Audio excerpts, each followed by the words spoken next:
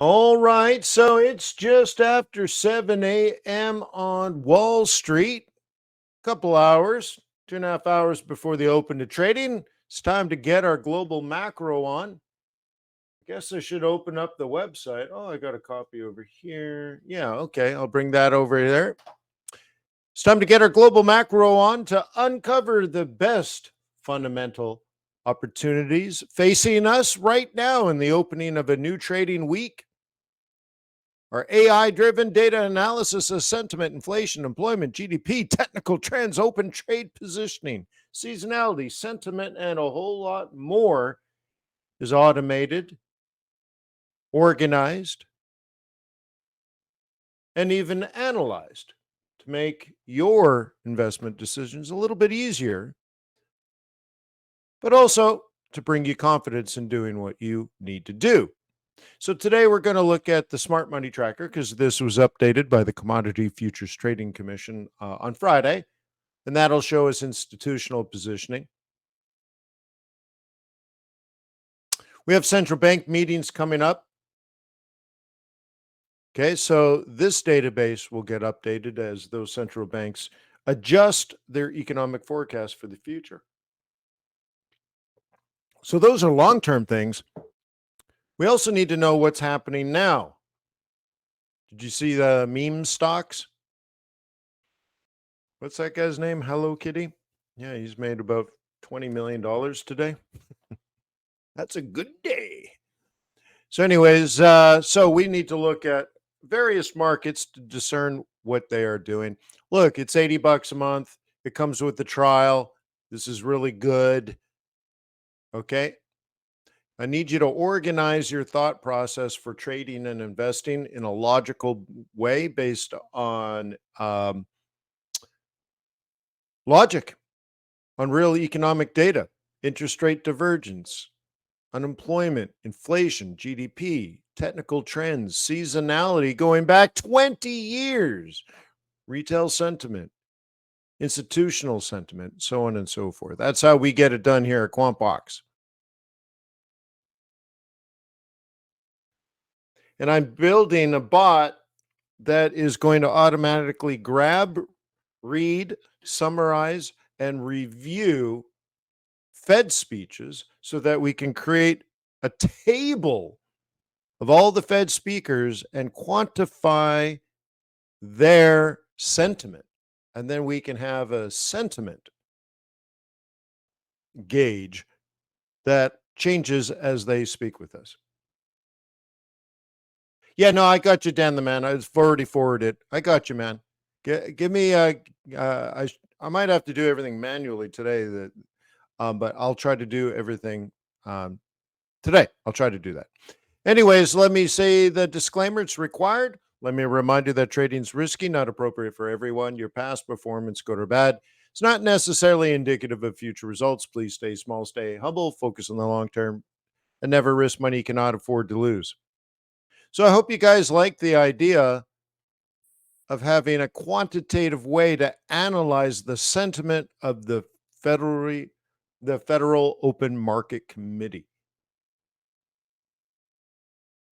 using ChatGPT 4 and then providing you all those reports so you know how it got to those conclusions.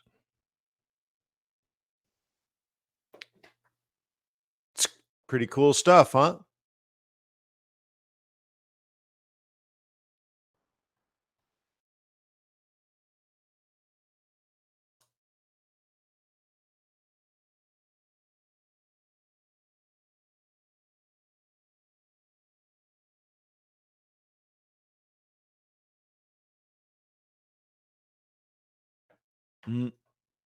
All right, so let's get going. So we're starting a new week. We will need to go through the Commitment of Traders report, but let's start with our dashboard. It gives us a quick glance at many of these pages. Yields are back down to a 4.5, so that's going in the right direction. That's a little bit of risk on. Oil dropped, huh? Through our support line. Oy vey. Okay. So this has to do with OPEC production. So you might want to keep an eye on that or do some research on that. If oil's falling, it's either the economy is crashing or supply is increasing, right? It's either a demand or a supply issue. So you want to analyze both of those. OPEC production would be supply. Gold just hanging in there, not really going, right? My target is 2,500. And we've been in this zone here for quite some time. It's because we're trying to figure out what the Fed's going to do. We have PCE recently, and that goes into that evaluation. Big day in the stock markets on Friday because of PCE. Some people, felt like it was a good report, I suppose. I'm somewhat indifferent. So we had an up day. So our risk is that up day is followed by a down day. Now, TRADARS nailed it on Friday, huh? Oh my God, was that amazing? Because TRADARS said, yeah, it's going to go up for an hour or two and then drop like a ton of bricks with two hammers on it. And it did precisely that. It was incredible to have that kind of data. Just amazing. So thank you, TRADARS. Hanging in there in euro dollar, going nowhere fast. But it had vol, right? There's volatility, but lack of direction. And Bitcoin up. Bitcoin up. It's trying to get her done. Back up. Very cool. Take a look at our risk gauges. And look at that. Ooh la la. This is amazing. This is amazing. This is the moneymaker, I think, when it comes to QuantBox. And I'm going to improve this even more. And they're working on it now. For example, remember how it used to say yen futures? I'm like, dude, just get rid of the word futures. So they're actually working on this, and we're trying to add some more indicators. Okay. Like a put call ratio in the money market, that kind of stuff. But, anyways, if you recall, this used to be a 4, and now it's nothing. Meh, meh, meh. So, why? Over the last 30 days, yields are flat, dollar is flat, gold is up a little bit, and I score that bad. Okay, yen is weak, and I score that good. But modestly over 30 days. Okay, S&P 500, it's up a little bit. Okay, so that's good. And VIX, right? The volatility is flat. Like we've lost everything good. Now, we don't know if it's going to go from risk on to risk off, but it's just no longer risk on. Whoa! We may be losing the long-term trend, the underlying intrinsic trend that you can't see just by looking at your chart. You might see a technical setup somewhere, but fundamentally, it's just not there. This is hidden. Okay? You cannot see a black hole, and space is black. So, how can you find a black hole in space? Well, you have to observe it indirectly. You have to have a star pass behind it, and then you see the light bending, and you're like, ooh, there must be a black hole there. You cannot see the underlying intrinsic trend. If you don't have the tools, then you're guessing. And so you might see a chart that shows a pullback. So you buy it because you expect it to go to the higher high. But that trend that existed last week is gone. So all of a sudden you buy it, but there's no follow through. And so the only way to see the trend is not just look at that one chart. We have to look at entire different constituencies. How are bond traders trading? How are dollar traders trading? How is gold traders trading? How are yen traders trading? How are stock traders trading? What kind of volatility do we have? This is options traders trading options on S&P 500 to hedge the S&P 500. And so we're looking at it. We're looking at all of this stuff. So for example, what does this 10% mean? Week over week, 10% is pretty reasonable, isn't it? It means there's an increase in people hedging the S&P 500. Well, why do you think they're hedging the S&P 500? Because they think it'll probably fall. That is risk off. So it's their behavior we're tracking and we're reading into it and then blending all these different markets. So this is beautiful.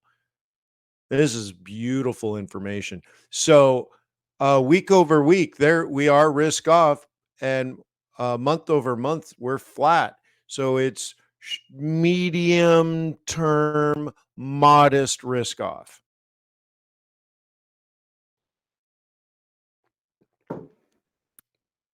So we got to be careful. Okay. We got to be careful. It's a mixed market. Now, speaking about that, this is the money market, and it went risk on ever so slightly,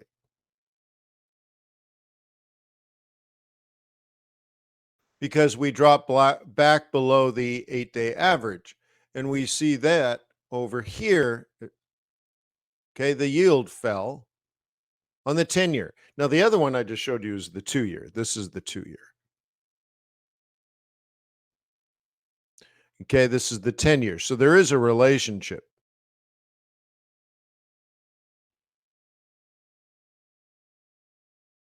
If you look at the put call ratio,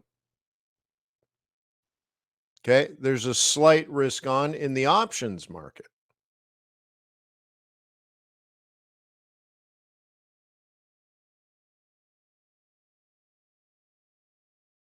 Okay, so options traders, money market, right? That's the 2-year yield. This is the 10-year yield. There's a lot going on here. It's really nice. Okay.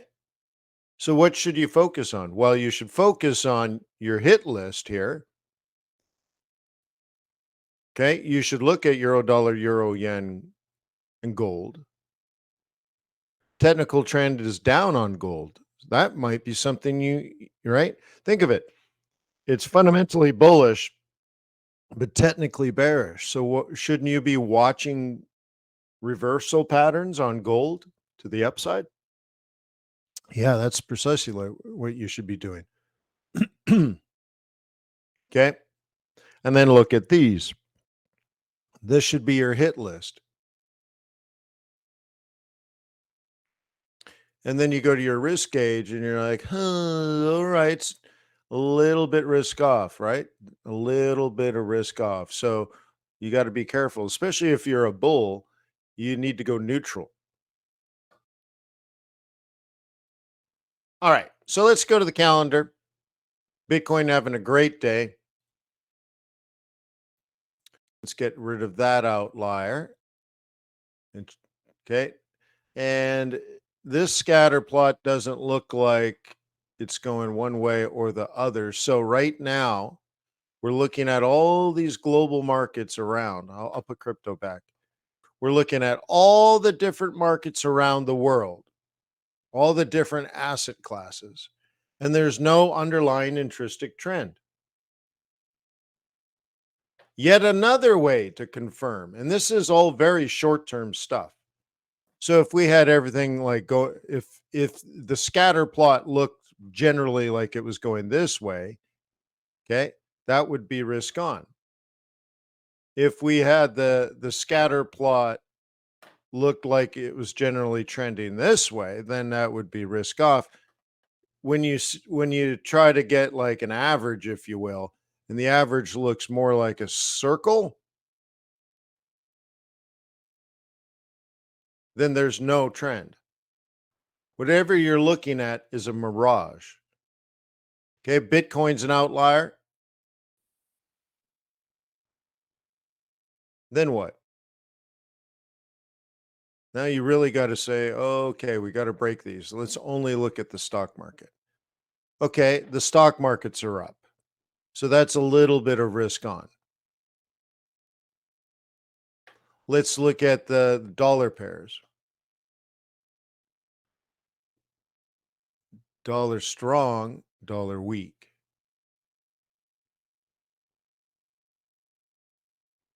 Dollar weak.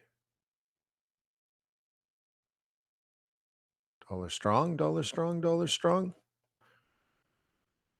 So is it yen strong? Dollar slightly strong, but yen stronger. So that's risk off.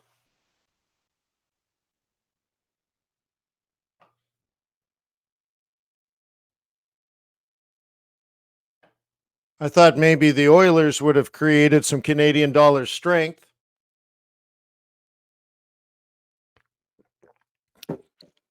Huh? Maybe I'll see some Georgia country boys wearing hockey jerseys. Wouldn't that be something?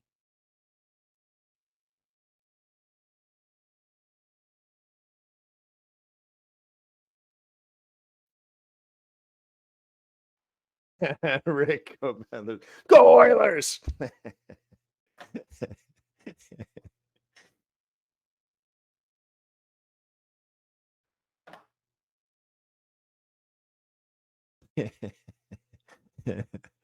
Oh, it's going to be a showdown, eh, Ricky?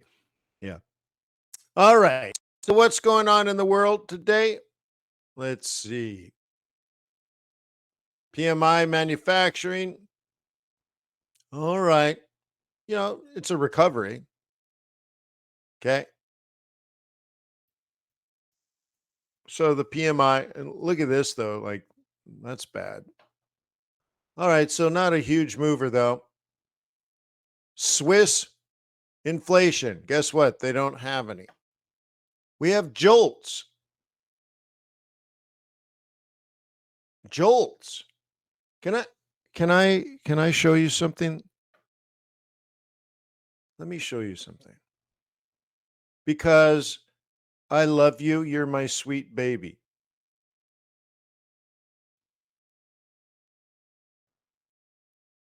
Oh, what?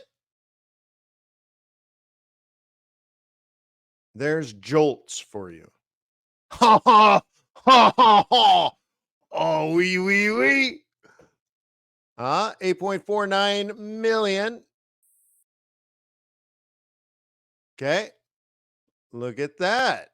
Now you have a visual on it. We want that to come down if you're wanting inflation to come down, in particular wages.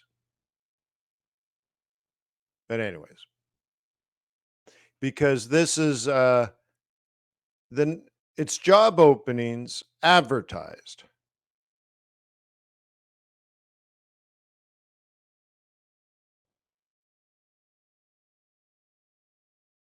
Okay. Oh, Jim saw that? Yeah. Did you see non-farm payrolls? Oh, shut the back door. Did you see weekly jobless claims? Yep.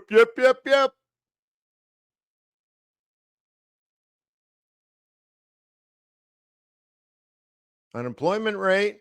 Mm, wages. There's our inflation. So now you can say, oh, well, I've been watching wages fall from 4.3 now down to 3.9. Ho, ho, ho. Oui. Das ist gut, ja. Huh? So these are compliments of the firm. These are additional tools that were added for your pleasure, for your viewing pleasure. So once again, your subscription fees invested directly back into development. And this is nice because we know this is important information, right? And to just have a very clean and simple way to see things.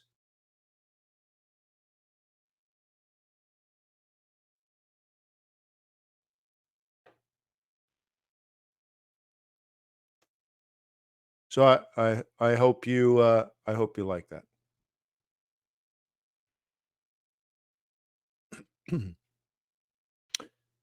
Cool. So anyways, jolts. There's your jolts. As we saw, previous 4.9. They're expecting a little bit less. That's good news if you want the Fed to cut interest rates this year. Okay. Aussie GDP. Yeah, I think we'd all be happy with a positive number. You don't want to go into negative GDP territory. You're trying to stage a comeback here.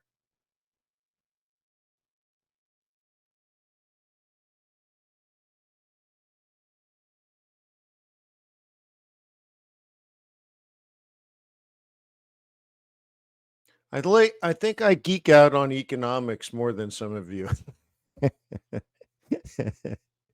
Hey, well, I guess that's why I signed up to take 40 or 50 classes or something. Yeah, you think? Yeah. Hey, that's all right though, because you hired the geek. You're like, I don't geek out on this stuff, but I need myself a geek. So, right, you geek up, right? Yeah. Oh, your mic's on, Jim. I can hear you typing. Yeah, yeah. Here, I'll turn it off for you. Boop. There you go. Yeah, yeah. Like you're type. I can hear you typing it. You can just say it. Yeah, works for me. Yeah, yeah. If you're not geeking out, and you're a trader and an investor, you got to have a geek on your team that like loves this stuff, right? You're like, oh man, Jim, let me tell you what's important this week, right? So, anyways, ADP, another dumb prediction coming out. Okay, we had buck 92. We're thinking buck 75. Okay, once again in the right direction. Expect some, modest margin of error on that. They don't tend to be like as dramatic as the government. Okay, and then Canadian interest rate decision. So where does that go on QuantBox? We have something called central banks.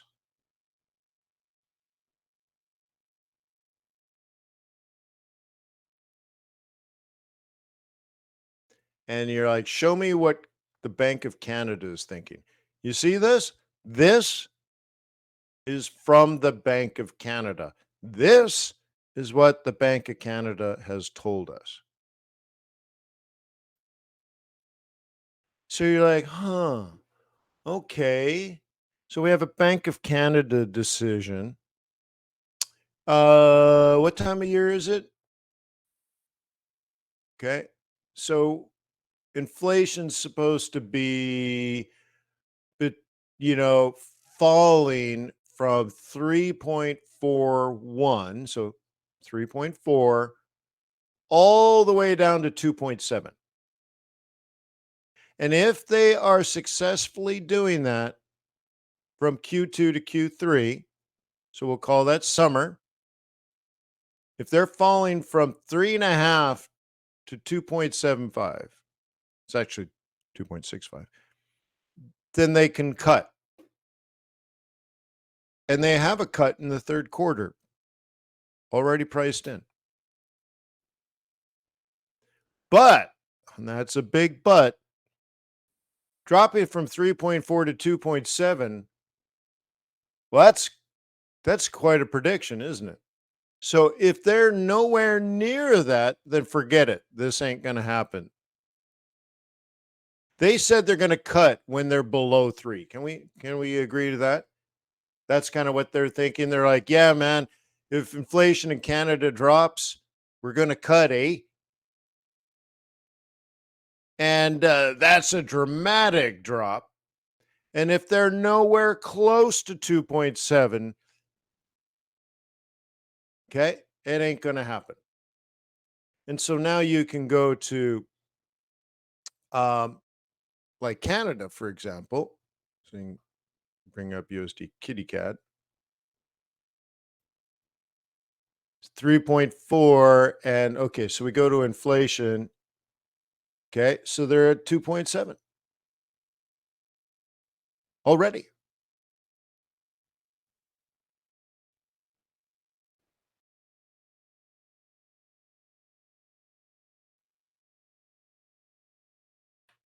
So maybe they can. But remember, when did they tell us it was going to happen? Not this meeting. Isn't it nice to be able to see all this?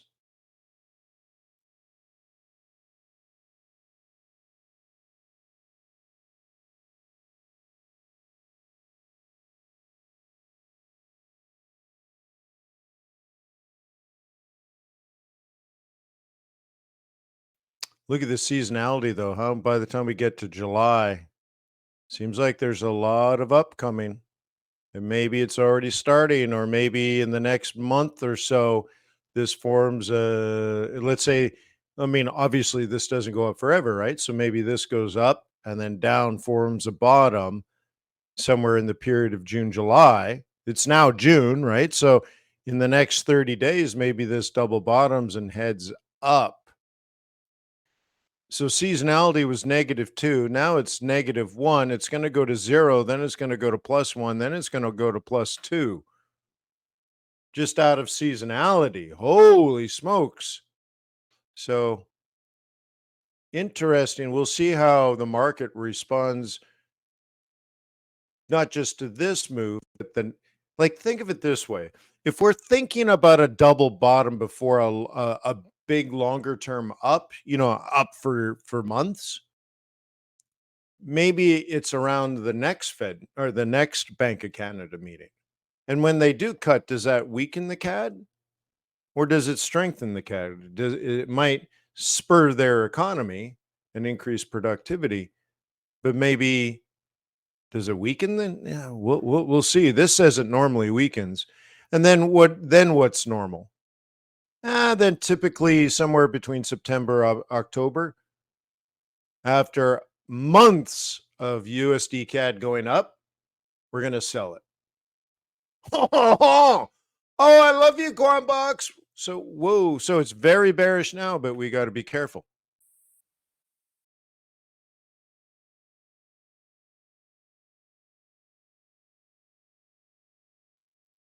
Got to be careful, yo. And maybe you prefer a cross pair or a yen or something better than versus dollar.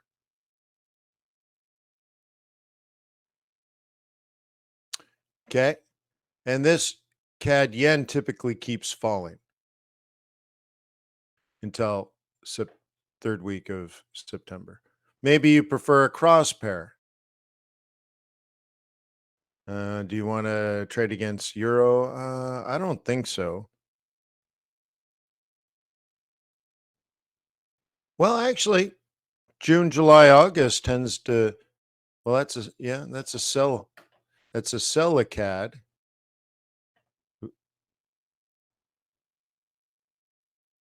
See how I'm isolating CAD?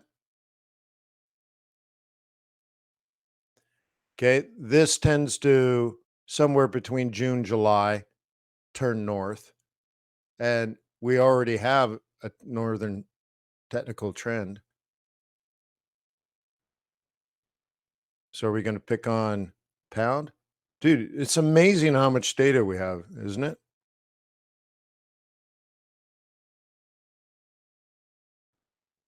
Kind of flat over the next few months.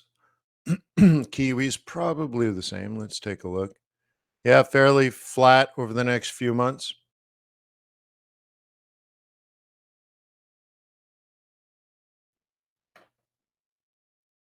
Yeah. So, all right. So you'll have to spend some time trying to figure out what you want to do with CAD, but we will look through what they told us, and they're on the right track, but not this meeting, the next meeting for a cut. Oh, it's so nice because you're going to see talking heads on TV, and they're all master debaters, and they're all going to debate whether the Bank of Canada is going to cut or not. And I'm like, well, they already told us. Like, what's the debate? I already got it plotted. Okay, like, so you got better data than the experts. I hope you know that. And again, like the TRADARS thing I did at on FX Street on Friday was extraordinary to be able to say it's going to go up for 2 hours and then tank. And that's exactly what it did. And you're like, wow, we just have extraordinary data now. It's hard to even believe while you're watching it happen. You're like, but it feels like it's predicting it. And instead, it's just like, well, it happened 80% of the time. What do you think is going to happen? Right. So, anyways, pretty extraordinary stuff when you mix QuantBox and TRADARS. Just really incredible. So, anyway, so we know the Bank of Canada. Okay. ISM services, this is the one we care about. And we want to see, obviously, a number over, right? Over 50. 51's okay. It's actually, it's pretty good. Some countries, though, are now going from 49. They're actually printing like 53, which is great. So, okay. And the nice thing about these PMIs is when I review stuff on Tuesdays on the week on the street thing at Investor Boot Camp, we read them and we can very quickly compare Europe with the UK, with the United States, and you really get a nice sense. Okay. Anyways, all right. So then on Thursday, we have the ECB do their interest rate decision. All right. So then you go to central banks and then you go to ECB. Look how it remembered. We're logged into the CAD data. It's cool. Shows like it's an active database. I just find it so extraordinary that we've built this. It's just so wonderful. All right. So, all right. So, how's the ECB doing? Okay, we're so 3.14 to 2.76. So, just over 3 to 2 3/4. They don't give us any guidance. At one point, there was no guidance.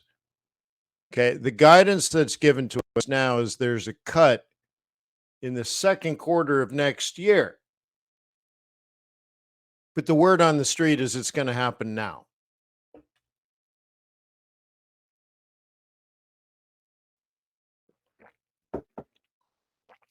So, which one's right? Well, this is what they've told us. And again, there was a point where there was no guidance at all, and this was just dotted lines straight across. So they've updated and they've revised, and they're like, yeah, in the first half of next year, we're going to cut. All right. But okay. But again, the word on the street is they're going to cut very, very, very soon. Now. They're going to cut now. All right. So the numbers are 3.14 to 2.76. So let's go check on euro. 3.14, 2.76. They're below 2.76. So they could cut.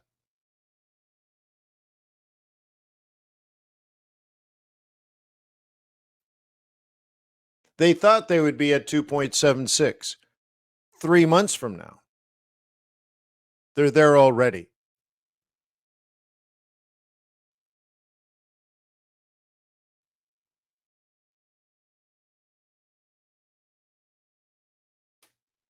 Okay. So you see, it's plausible. Unemployment's coming down, still too high, but that's not abnormal for Europe. Interest rates are already significantly lower than the United States, but they could low, right? Now, one reason, one major reason, I've made this distinction before, but I'll make it again. One major difference between inflation in the United States and inflation in Europe. In the United States, The government, for some particular reason, tries to count the value of your house as a service. Maybe at one point they wanted to do that to show how much more productive they were or something. I don't know. But they added this stuff called owner equivalent rent. So if you own your own home, your house is providing a service and they try to count that. Um, and it goes into inflation. Europe, on the other hand, does not. And so, for example, housing and rent in the United States very expensive.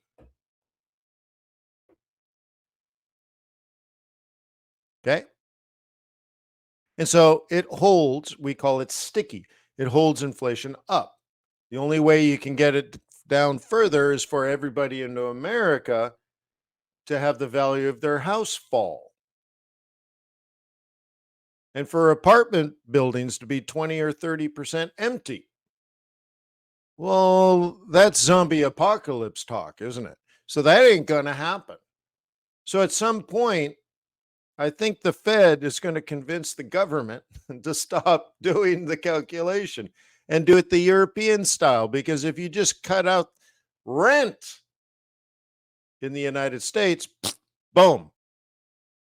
Okay, that would be a significantly different number.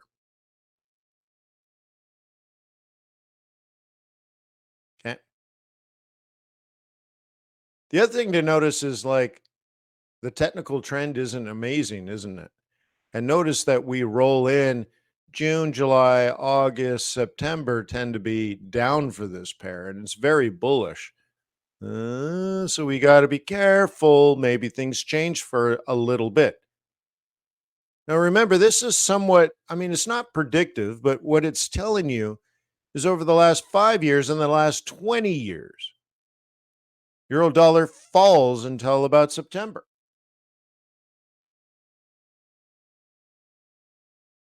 Should we be ready for that? It doesn't change anything economically. It's just seasonality. It's just normal. For what reason, you ask? I'm like, what do you care? Right? Yeah. You plant the seeds in spring and you harvest your wheat in fall. I suppose you could hire an astrophysicist to tell you why the seasons are created, or you can just say, well, you don't plant your seeds in winter. You're much better off to do it in spring. Right. So, anyways, it's just what happens. So, we should be cognizant of that, huh? And this is a 50-50 market. Look at that. 50-50, 60-40. Yeah. I'm on this trade, but whatever. Things might be changing. It's very, very bullish, but things might be changing, but only in the seasonal column.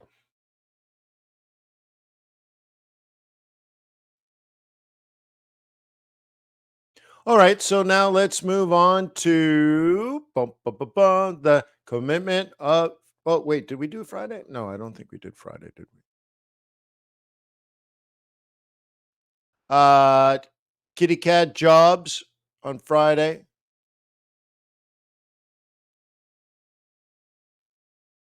and non-farm payrolls on Friday. Cool.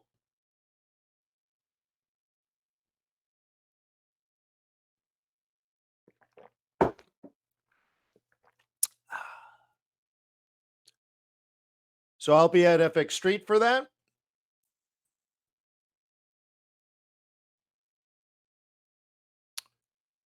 Coolio. Boop, boop, boop, boop. Boop, boop, boop, boop. So now the COT report.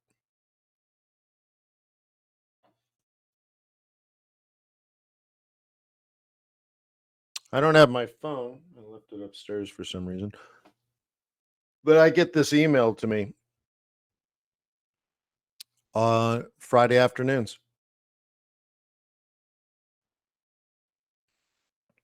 You should consider subscribing. It's $1 a day, and you get it's actually less than that, right?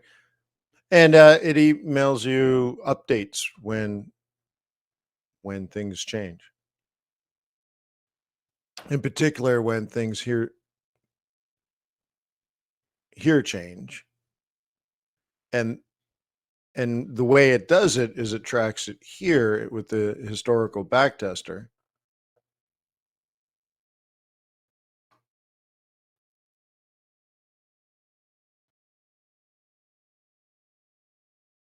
Okay, so it's watching for changes, and then when it sees a significant change, it tells you. But it also then sends you the COT report on Fridays, all via email. Very, very simple little table that is sent to you, and it just says the major changes that you care about. So you don't even have to log in, you just know. All right. So, for example, it's going to look at net change. Cool. Now, a big up change, but that what you can't just look at this number. There's a story. And you have to say, okay, a big net change, there's significantly more bulls than bears, you think, but where did it come from? Is it more bulls or is it less bears? Did we get more bulls buying or did we get people stop selling? Up doesn't mean up. That's amateur hour. When you look at green candles, it's not always people buying. When you're looking at your chart, if bears were exiting positions, that creates green candles. So you have to make a distinction. Are green candles created by bulls buying or are the green candles created by bears exiting their selling positions? Okay. And so QuantBox does this through the commitment of traders report. And so you look at this, okay, a big change. You would think it's a big buying frenzy for Great British Pound. And then you double check. Yes, it actually is. We got a lot more bulls and nothing really changed on the bearish side. Bears stayed bears. There's no new bears, all that kind of stuff. They didn't add on to new trades, but we did get 24,500 new bulls. And so this jumped to almost from 50-50 to closer to 60-40. So yeah, people did buy the pound. That's real. Good to know. Gold. People are exiting the gold position. Less bears, less bulls. Isn't that interesting? There's no way you would know unless you had this report. Everybody's getting out.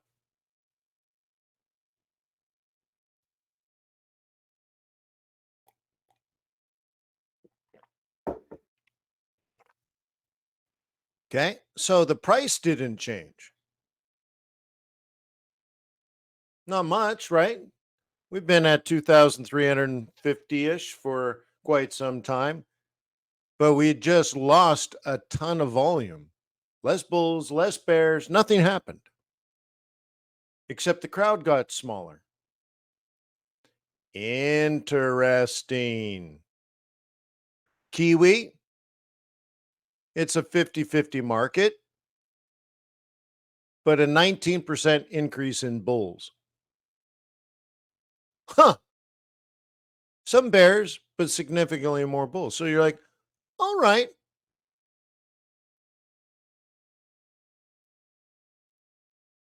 Okay. Ever so slightly. So there's real capital flow. Remember, this is cash flow. This is money flow. Money actually went towards the New Zealand dollar. Real money. Not huge, but a significant change. 19% increase in bulls. Okay. All right. Cool. What else is going on? Japanese stock market up an insignificant amount of bulls and a significant decrease in bears. So it went up, but once again, not people buying, just less people holding it down. So think of the beach ball at the bottom of the swimming pools. What happens when you let go? Okay. Pops back up. So you might see green candles, but no significant, no one's buying it. Just less people holding the beach ball at the bottom of the pool. Okay, what about Euro? Euro had a good week, huh? Well, we're at a 60-40 position now. This is institutional positioning. 60% of the market's long, 40% of the market's short. It went up, and this is a classic example. It went up, and nobody really bought it, statistically speaking. Nobody bought it, and it went up. What? So again, you got green candles on your euro dollar screen, on your euro dollar charts, and it wasn't buyers, it was sellers exiting. They were short last week. And then they covered their short position, which means their broker went long to offset their short, and you got green candles, but it was bears exiting. It's not a bullish market. Maybe it'll become a bullish market. And I mean, you could say, well, 60% are long. Okay, that's true. So technically, based on the stock of capital, here, Euro's up here. Yes, there are more bulls than bears, but we may be seeing that change.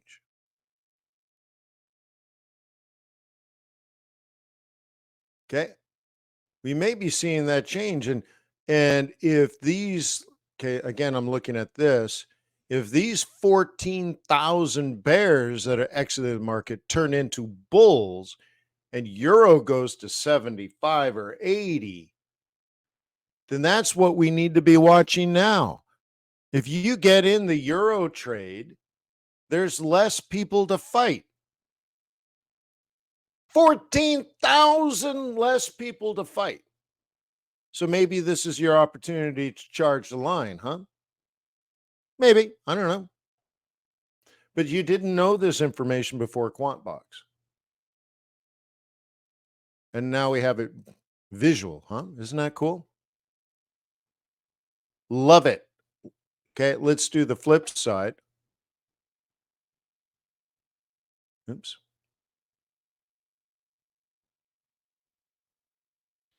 Where's my reset on this? I forgot. Where's the reset?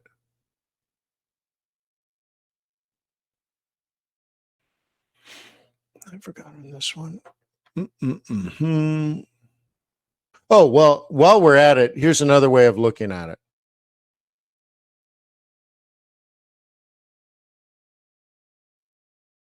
When you're looking at euro dollar, okay, green is euro, asset number one.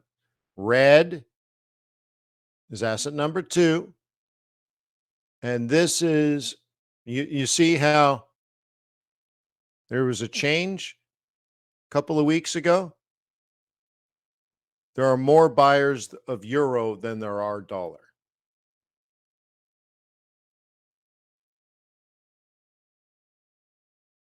Isn't that nice? And these gray candles are basically measuring the distance between the two lines. You can see, when there was a drop here, and then a couple of weeks ago, it's showing that the market's becoming more and more bullish for euro dollar by tracking the change in institutional positioning between the two assets of euro and dollar, and then plotting it to basically, you could look at this as a crossover. See, negative crossover, bearish, positive crossover, bullish, euro dollar. And you have that for all of these assets. Isn't that nice? course, that's nice. Yeah. Cool. Will this reset if I do it this way? That's the dumb way of doing it, but yeah, I didn't think so. Where is it? There's a little reset button somewhere. Maybe I deleted it by accident. Anyways, let's go back here. Okay, big change in the Dow. Okay, bulls were knocked out last week. That's something. Again, talking heads don't bring this stuff up. They're like, "What do you think about the Dow?" Okay, and they restate what the guest said from on yesterday's interview. Okay, Bernd wants to know, on average, how long do institutional investors hold their positions?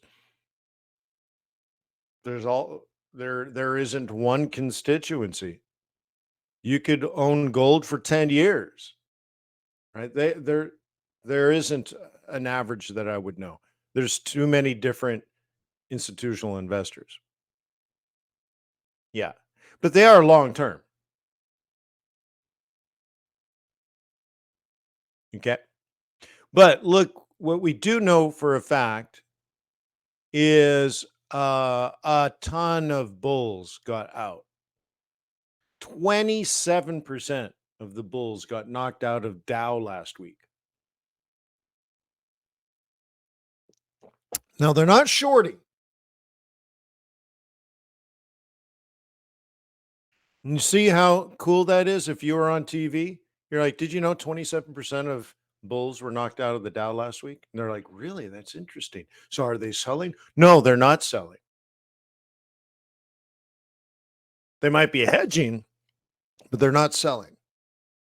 And remember, we're not tracking hedgers. So that, right? So, anyway, so they're like, yeah, they cashed out and they're going to sit on the sidelines and then probably buy. And then you could say, using our models, we'll probably, we normally would start buying in the third week of September, but not this year because of the election. So we have a different plan. And you just sound so smart. It's because we have the data. What about NASI? Yeah, people are actually selling NASDAQ. People are actually selling it, not the Dow. Yeah. Whoa. Whoa. Well, it's got a higher beta. So it's a better, it's a, I would suggest that this is a trade. They're literally trading. So they'll sell it and then I would assume they'll buy it back again, but I would wait almost 6 months before I buy it back. And then I'll end on the yen. So we know yen is strong today.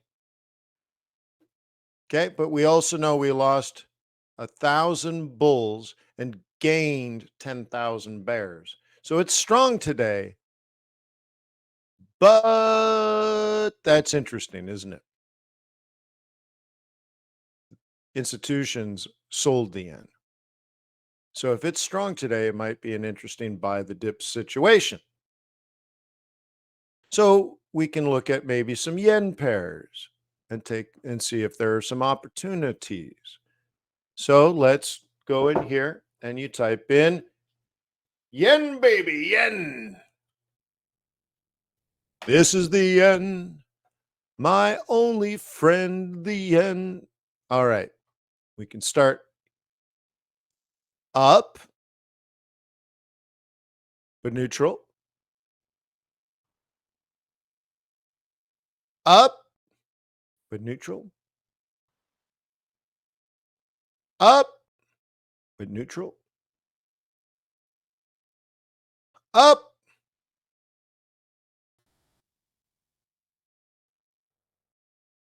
By the way, I'm on this one, I'm actually long on this one. The other ones are neutral. This one's very bullish. I bought it, I don't know, 100 pips ago or something. Anyways, thank you, QuantBox. This is bullish, but less bullish. Okay. Neutral, but up. Neutral, but up. And so when QuantBox shows you yen and there's 10,000 more bears, that makes these pairs go up because the yen is on the right side. So weak yen, if the yen was actually weak, if it had nothing to do with the dollar, the kiwi, the pound, the euro, etc., if it had nothing to do with them and only a weak yen because we see all these bears, then every one of these would be trending up. And they are. So I wake up in the morning and it's 1:45. What do? You sell the yen. Okay. I covered that at Investor Boot Camp a year ago, 2 years ago. I'd even sing the song, right? It's a terrible song, but I can burn it in your brain. You wake up in the morning and it's 1:45. What do? You sell the yen. You sell the yen. It's a terrible song, but you should never forget it. And that's been running now for 2 years. So when we look at the commitment of traders report, so again, I'll do this for you.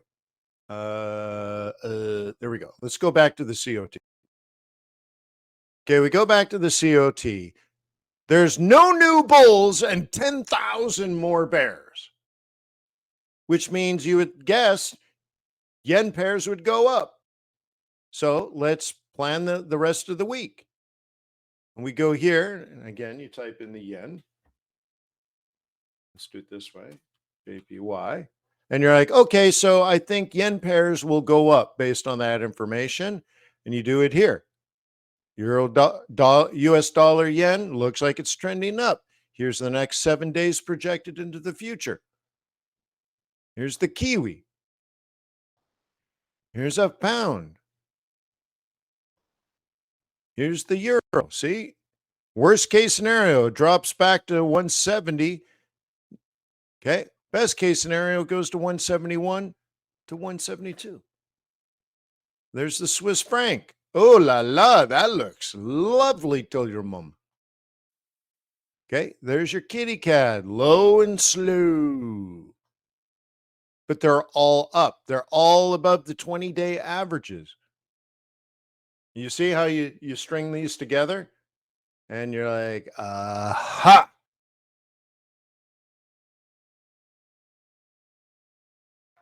Okay. And once again, just want to reaffirm for everyone, I added new tools for you. You can now play with them under labor market data. You now have non-farm payrolls. You have weekly jobless claims. You have jolts. You have the unemployment rate. And you have wages. You're welcome. And yes, I did work all weekend. Yes, I worked 10 hours yesterday. Yesterday on a Sunday, for crying out loud. But like I said, I love this stuff. I geek out on it. And it's good. This is good information that makes you independent. Yeah, which is unnecessary. Yeah. What's the unemployment rate now? Oh, yeah? Well, what's the unemployment rate now? Now what's the unemployment rate? Still 3.9. Still 3.9. Okay. Yeah. So anyways, this is wages. And and again, this is important because we want inflation to come down.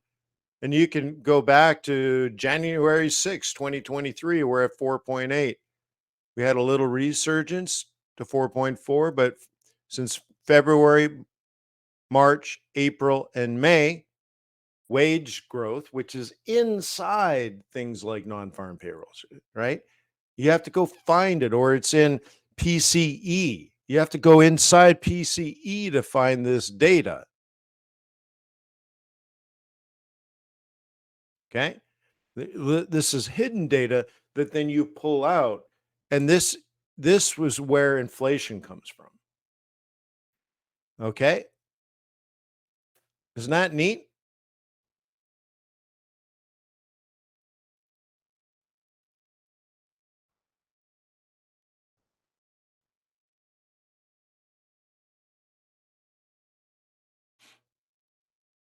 Just seeing how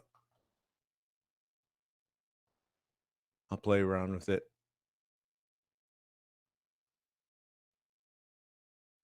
Uh, uh, uh, uh. Is it going to let me do it?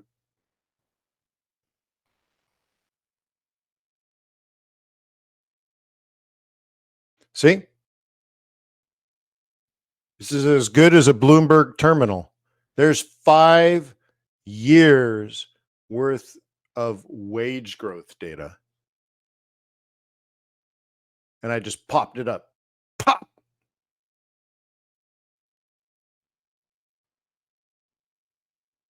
Okay. You see the spike, people desperate for workers during COVID.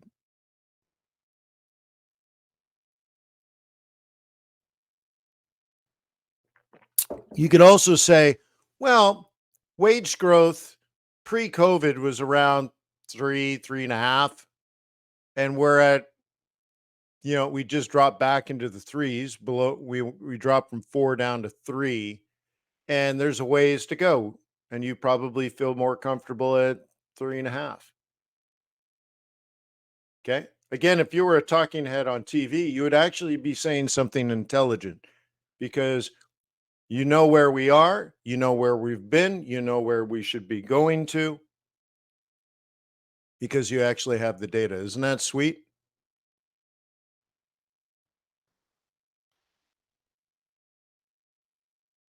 And so we have all the way back to 2018. That's enough. Okay. Wage growth back in 2018 was 2.7. So wage growth should be closer to 3. Right now, it's slightly below 4. Oh my gosh. Come on. There should be a standing ovation, right? Bravo, bravissimo. Yeah, this is good stuff because that's where inflation lives, my friend. So I got to go. That was real. Peace on earth. May the pips be with you. May your profits be above average. I hope you see. Yeah, I hope you see that your subscriptions, all that is being used to develop more and better, not just tools, but clarity, right? Clarity, easy to understand. Yeah. So, anyways, peace on earth. May the pips be with you. May your profits be above average.